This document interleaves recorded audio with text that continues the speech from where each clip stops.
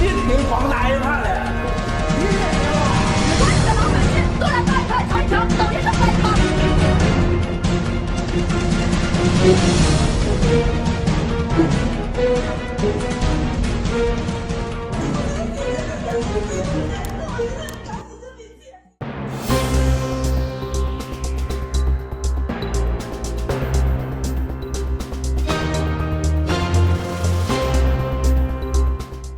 Banks are supposed to be trusted places for people to safeguard their savings.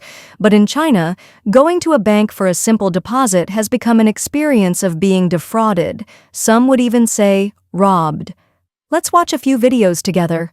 Woman: Hey, please pay attention. I was persuaded to deposit over 1 million yuan here, but in fact, the bank secretly transferred my money into a high-risk financial investment product without informing me. Now I have lost all my principal. Man: Why are you filming around here? Because I lost all my savings. The product they put my money into has defaulted. You can't take pictures here. Why not? I trusted this bank and followed their instructions, but now I've lost everything. What's wrong with asking for justice? Can I tell you something? She told me it was a deposit with guaranteed principal and interest, so I put in over 1 million yuan. But she secretly enrolled me in a risky investment product. They even asked for my official seal. Everything was orchestrated by them. And now all my money is gone. What exactly did you buy? They claimed it was internal financial management. I had no idea it was an unguaranteed investment product. I bought it last year on August 3rd. Now, more than 10 months later, when I checked, I saw that over 900,000 yuan was gone. They told me it would yield at least 6%, but I lost all my principal. An 80-year-old man entrusted the bank with over 110,000 yuan, his life savings. He thought he was doing a time deposit to earn some modest interest, but when the term ended, he found out the bank had quietly converted his deposit into a financial insurance product. Now, only 40,000 yuan remains. I trusted you. You told me this deposit was guaranteed, principal and interest. Now look, my 110,000 yuan has turned into just 40,000. You say I should accept a 70,000 yuan loss? And if I don't accept it, I can't do anything? A female blogger shared how a reporter from Beijing News went undercover and exposed how banks deceive elderly depositors. The first trick is to switch the civet cat for the crown prince, a bait-and-switch scam. The financial managers in suits at the bank lobby act like legitimate bankers, but behind the scenes, the bank sells your ID and deposit details to their investment partners. The second trick involves contract manipulation. They talk about principal-guaranteed high-interest returns, but the contract hides clauses like early withdrawal penalties where 50% of your principal is lost. In Henan, Uncle Wang's 50,000 yuan deposit was secretly changed into an insurance policy. Now he has to pay 20,000 yuan in penalties. How is this financial management? It's daylight robbery. And the third trick is even worse. Banks collect and package customer data, especially VIP accounts, and sell them to insurance companies. What was promised to be a safe deposit ends up being a tool for insurance sales. These banks not only trick people into converting deposits into high-risk investments, but they also work hand-in-hand with authorities to restrict withdrawals and transfers. They use excuses like fraud prevention or anti-money laundering to justify freezing people's money. Many now suspect it's not just fraud prevention, it's likely that banks are running short of money. In mainland China, many depositors have already experienced sudden limitations on their bank cards. In November 2024, a female netizen revealed that her bank card suddenly stopped working. Upon inquiry, she found out her spending was capped at 2,000 yuan per month. She asked, "How can anyone live on that?" Even more shocking, Xi'an Bank reportedly told depositors they must register and be reviewed by the local police before withdrawing 20,000 yuan. Bank staff claimed this wasn't their decision. It was based on instructions from the local police station. A woman went to a bank in Longhua District, Shenzhen, to transfer 200,000 yuan and was unexpectedly arrested. The bank called the police and took her to the station for questioning. Later, she stood angrily in front of the branch and told passers-by what had happened. "Everyone, come and see. I'm posting this on Douyin." Tell me, how can something like this happen?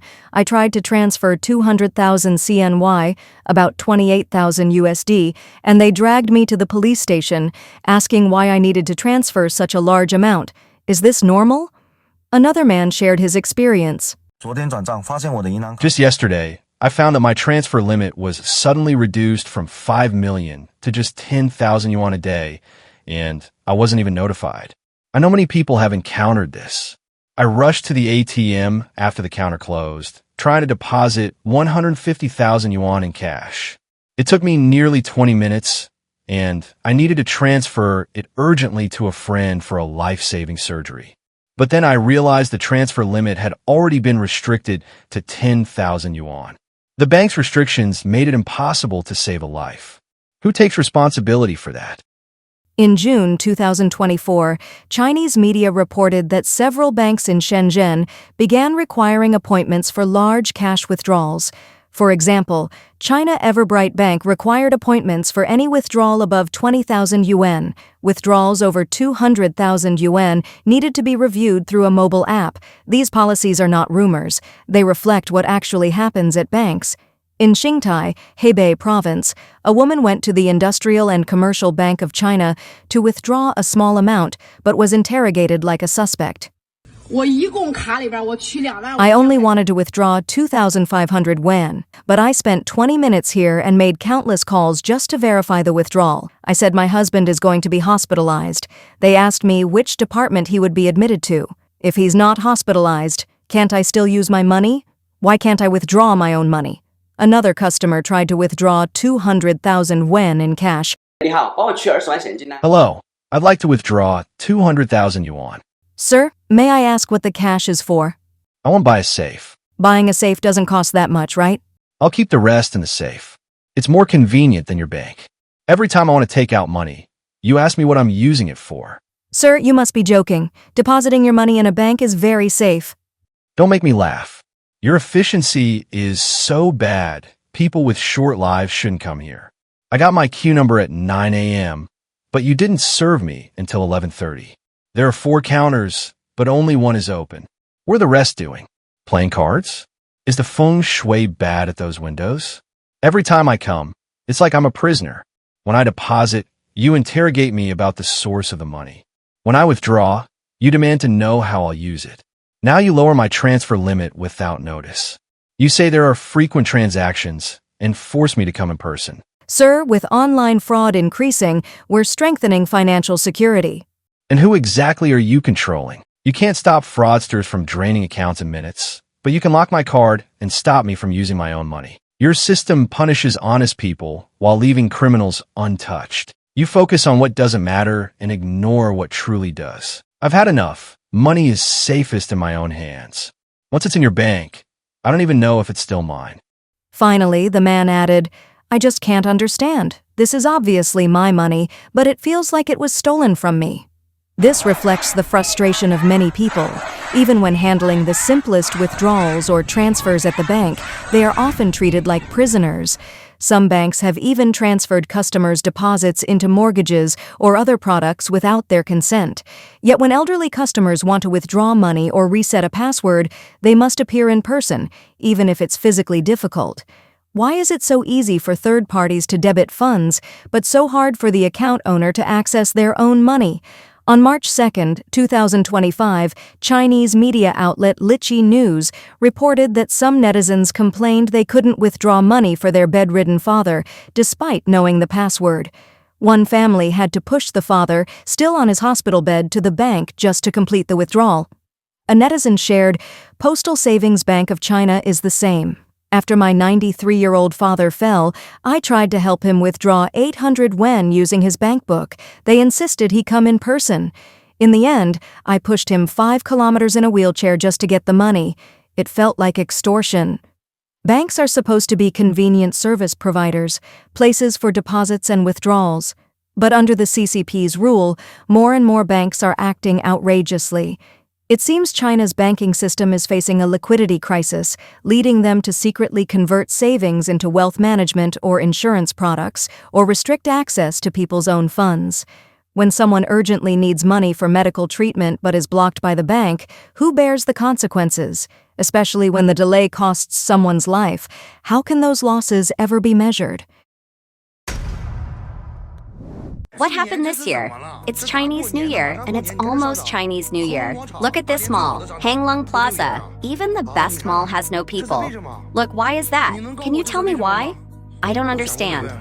On the eve of the Chinese New Year, Xi Jinping went to Liaoning in the northeast for an inspection.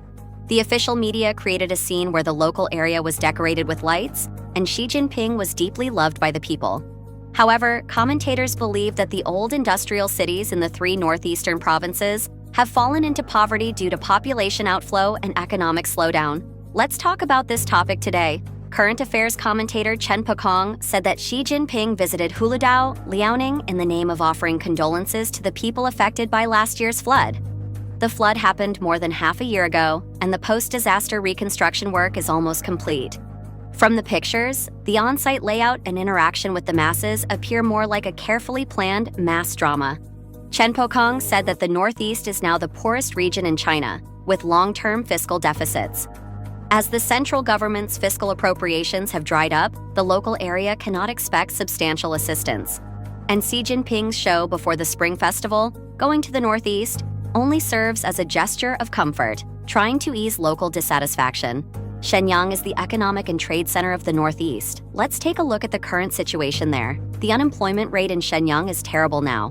Basically, women work as online KTV and entertainment anchors, while young men deliver food or do telemarketing. They do this kind of work because Shenyang does not have any particularly large internet companies. In contrast, Beijing, Shanghai, Guangzhou, and Shenzhen all have large internet companies, including some super large factories. Although Shenyang is poor, it is better than the surrounding cities. The surrounding cities like Bengxi and Huludao are worse. Many people from these smaller cities have almost all left, and young people have basically moved to Shenyang. They have started competing in the catering, tourism, and service industries because Shenyang has no primary or secondary industries, only the tertiary industry. In Shenyang, you have to accept four realities. First, you can't find a good job at all. Not to mention the pitifully low salary, earning 4,000 yuan a month is considered good. If you earn 6,000 or 7,000 yuan a month, that's a high salary. Second, the cost of living is too high. Breakfast costs more than 10 or 20 yuan. If you want to have a good meal, a few hundred yuan will be gone. Third, the work pressure is intense. The pressure is so overwhelming that it makes people feel breathless. Every day when you open your eyes, all you think about is making money. Fourth, if ordinary people in Shenyang want to accomplish something, they can't do it without connections. You have to find someone to ask for help, whether it's a big or small matter. Do you think I'm right? Can a bachelor's degree really only get you into a factory in Shenyang? My friend has been unemployed for several months and has submitted hundreds of resumes. He finally found a job with a monthly salary of 4,500 yuan. However, he was fired after 7 days of trial work and didn't receive his salary in the end. I can't believe that a bachelor's degree doesn't even guarantee an interview in Shenyang. It is said that the post-00s are here to reshape the workplace, but now they can't even enter it. If you have a stable job and a decent income, don't change jobs easily, even if the work pressure is high. For ordinary people like us, work is simply a means to maintain a better life. In reality, many jobs are repetitive. No matter what kind of work you do, you will eventually get bored, and changing jobs won't change that. After spending 2 years in Shenyang and changing jobs 3 times, I realized that having a stable job and a fixed income is our greatest dignity. Dalian is an important coastal port city in Liaoning province and the main gateway to foreign trade in northeast China. However, the situation there is also bleak. There are many vacant shops on every street, and even on the once bustling commercial streets, many stores are available for rent or transfer. Blogger Pingji, who has been in the push-pull door business in Dalian for many years, said that this year's business is the worst. Maybe starting next year, many people will truly stop celebrating the Spring Festival. This year may be the last normal Spring Festival for many ordinary people. The Chinese New Year is just a few days away. I remember that in previous years, there were annual gatherings, New Year's shopping, and various lucky draws. It was lively. But now, there is no festive atmosphere outside. I am from Heilongjiang and have been in the sliding door business in Dalian for 14 years. I didn't make any money this year, so I don't feel like going home. There are many other struggles. Businesses in the catering and clothing industries are not doing well. Not to mention those who still have jobs. Some have been laid off, and the year-end bonus is out of the question. I expect that next year, people will have even tighter budgets. And for us adults, the joy of the Chinese New Year will come to an end. Blogger Mei Qi said that many people in Dalian are unemployed and under great financial pressure. Now, many small companies have shut down one after another, and even large companies are cutting salaries and laying off employees. Meanwhile, the number of food delivery workers and couriers is increasing, nearing saturation. It has become a case of too many wolves and too little meat. Many people who leave their jobs and can't find suitable employment may resort to driving taxis, booking rides online, or working in food delivery and courier services for a while. Moreover, Dalian is a city with high living costs and low wages, making daily expenses even harder to bear. In other words, now, one person in a company receives one salary but is expected to do the work of 3 people. The pressure is immense, so everyone wants to resign, but they are afraid they won't be able to find another job. As a result, they have no choice but to endure the pressure and keep earning their salary to survive. The continuous decline in industrial output in northeast China and the significant population loss to other provinces have led to a sharp decline in the region's population. The fertility rate has also dropped to the lowest in the country, with an annual decline of up to 30%. The 3 provinces in northeast China are the cradle of China's heavy industry. They were once the most developed areas in the country and had always served as a model for other regions. However, the Northeast is now experiencing a real estate crisis, local government revenue has dropped sharply, and the national economy has slowed down. The rise and fall of the Northeast can be seen from Hegang. Hegang is located in northern Heilongjiang and is a resource-based city that once thrived due to coal but later declined as the coal industry weakened. Without the support of the coal industry, Hegang's economy hit rock bottom. The city remained large, but naturally, no one cared about housing. Housing prices plummeted to the level of vegetables, and people often spent just tens of thousands of yuan to buy an apartment. Media reports stated that in September last year, housing prices in 95 cities across 25 provinces in China were trending toward Hegang-like levels. Even in economically developed regions such as Beijing, Tianjin, Hebei, the Pearl River Delta, and Chengdu, Chongqing, many surrounding cities experienced Hegang-like conditions, with housing prices dropping to just over 100,000 yuan, or even tens of thousands of yuan.